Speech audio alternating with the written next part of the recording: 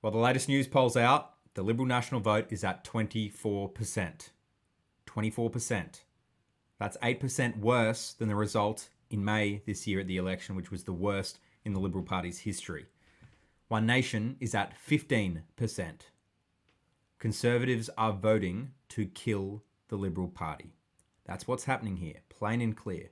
Ordinary Australians are looking at the Liberal Party thinking, who are you and what do you believe in? And this isn't just about Susan Ley. Anyone who thinks this is purely a personnel issue is missing the point. This is about decades of faux conservatism. Take immigration. There's still no Liberal Party policy on the biggest issue that we're facing as a country right now. Still no policy.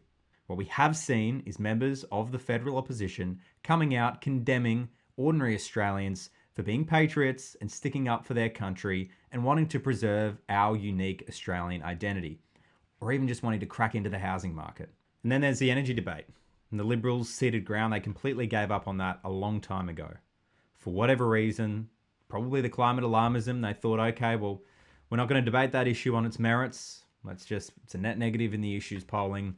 We'll sign up to these things. We'll sign up to net zero. We'll sign up to the Paris Climate Accords and we'll see how we go. Well, now we're here.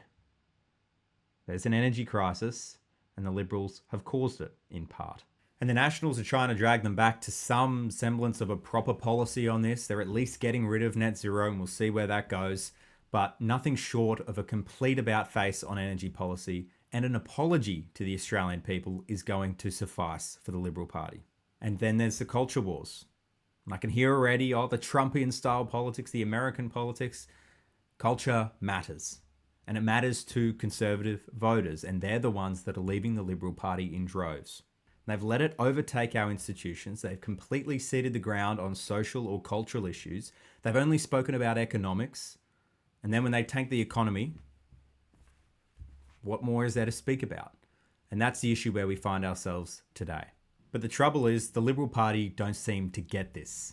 Quoting the Australian, a strategist talking about this shift being temporary. They're seeking to calm their colleagues down because this bleeding of votes to One Nation, it probably won't hold to the next election. Well, let's see if the circumstances change. Are the Liberals going to come out with Australia First policies? On immigration, they're going to pledge to end mass migration and put Australians first.